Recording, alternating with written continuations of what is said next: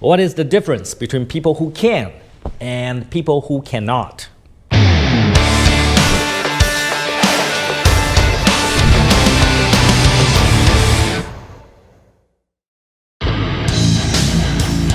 Everyone, reach out to Tom Peng YouTube channel, which is a non-profit channel that promotes ethical business mindset in Vietnam. And look, I know all about ethics. I work for a guy who has none.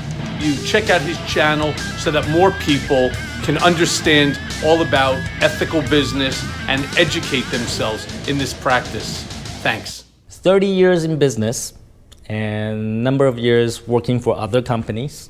I have encountered people that can accomplish things, make things happen. I have also encountered people that just can't do anything, right? They fail at everything they do. Eventually they get fired. Eventually, they get, dismissed. They're no longer working for the company. Why is that?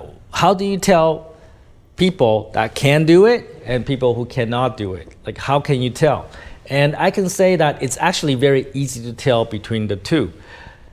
You know pretty much, very soon that whether somebody can do something or not.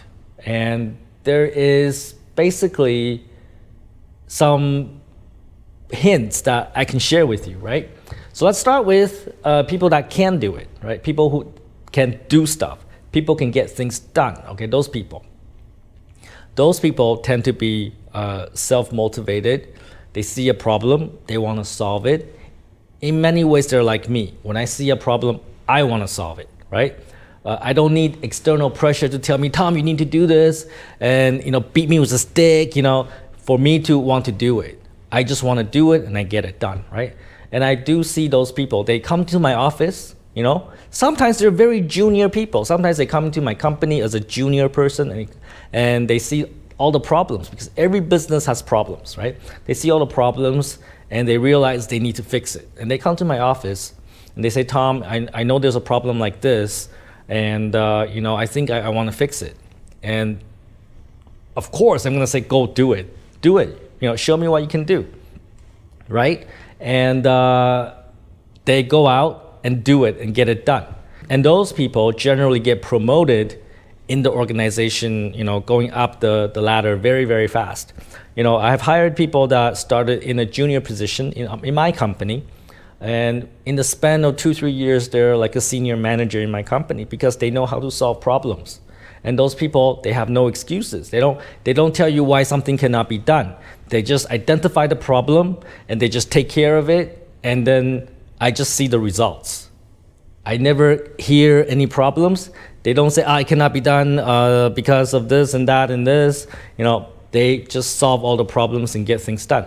And those are the people I generally trust because I know they can achieve results. And they never tell me excuses. They never tell me, oh, Tom, I cannot do it because, oh, Tom, in order to do this, we need this first. Oh, Tom, we cannot do it because of A, B, and C. Oh, Tom, we cannot do it because, nobody else can do it. I don't hear those type of excuses, right? And those people succeed. And there are people very senior in my organizations. They make a lot of money because they can solve problems. And they never ask me, Tom, do you trust me? They never ask me that. They never ask me that because implicitly, they know I trust them because they can achieve results. And in a company, in an organization, that's what matters the most, the ability to achieve results. When you can do that, I trust you. I trust you, and you don't need to ask me, Tom, do you trust me? No need. And let's talk about people who cannot do it, all right? And I encounter a lot of those people. There are actually more of the people that cannot do it than the people that can do it.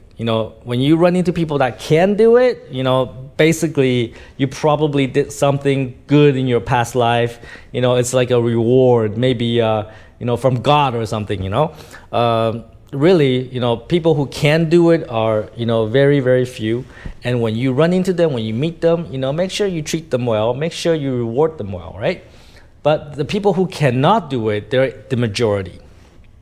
And the people who cannot do it, They will never come to me and say, Tom, I am going to solve this problem. That never happens from the people that cannot do it. Generally, they are very reactive. They generally only do something when you push them. Hey, you got to do this. Okay, and then they do one step, and then you push them more, and then they take another step, and then you push them some more, and then they take another step, right? So the people that cannot do it, generally, their progress is very, very slow because you need to constantly supervise, you have to constantly push. And they give you excuses. We need to put our articles into the press. Yeah, but that's not possible because in Vietnam it's very hard. Oh yeah, baby. They give you all kinds of excuses. Oh, that cannot be done because X, Y, and Z. Oh, that is not possible here in Vietnam because, whereas the people that can do it, they just find a way and do it. But the people who cannot do it, before they even try it, before they even take any action to do it, they already give you 15 reasons why it cannot be done. They already find reasons how they're gonna fail so that they don't have to do it. And I consistently see this, right? I consistently see this from people who cannot do it. They come up with reasons very fast. Or another way they do it, this is that I say, you need to do this. We need to do this because it's good for the company. We can generate more revenue. We need to do this. And one way they will respond is, in order to do this, I need X, Y, and Z, and W. I need more people. I need more budget. I need more this. I need more that, right? So I need change in policy. I need this, right? So they throw a lot of requirement back to you. Like they throw the problem back to me. If you want me to do it, then you gotta do all of these things first, so that they get out the requirement to do it. Like if I ask them to do this, they tell me that I have to do something else first, right? So that's how they get out of that, responsibility. So those people generally fail because they don't really want to do it. They're just inside the organization creating problems, and they can't do it. They can't do it. And consistently, those type of people, they fail in the organization. And when they fail, it's never their fault. It's always the company. It's always me. I'm the one that's wrong, right? And it's always someone else. They're great. They're wonderful. They're wonderful people. They're really competent and everything, right? But the reality is that they don't believe they can do it. They don't have confidence in themselves to do it. And they project that inability to do something on everyone else. And those people really cannot be in your organization, cannot be in my organization. Those people you need to cut. Like fucking cancer, you gotta cut them out of the organization, right? The people that cannot do it, they will argue with you about policy. They will argue with you about, process. They'll argue with you about everything, just so that they won't have to do it, right? But the people that want to do it and can do it, they don't argue with you. They just fucking do it. They just do what, They just take fucking action, all right? They just take fucking action and they get it done. And they never ask me, Tom, do you trust me? I hear that from people that are fucking complete fucking fucktards. Tom, do you trust me? Do you trust me? All the people that ask me that question, they end up to be complete fucking idiots, right? They can't do anything, right? The people that can do it never ask that question. They never ask, Tom, do you trust me? No, they just do it. And then I trust them, right? And then the people that need me to trust them first before they will do something, I have never seen any one of them being successful, right? So these are telltale signs of people that can do it and who cannot do it. People who are proactive, take fucking action, and just fucking do it, they will do it. People who find reasons that something cannot be done. Oh, Vietnamese press doesn't work like that. Oh, we need more budget. Oh, we don't have enough people.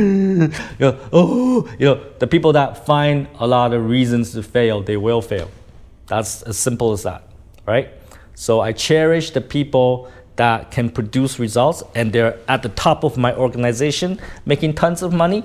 And the people who cannot produce results, they make very low income, and it will stay that way until they get fired. As simple as that. And that's how you should run your organization as well. Take fucking action and don't be a fucktard.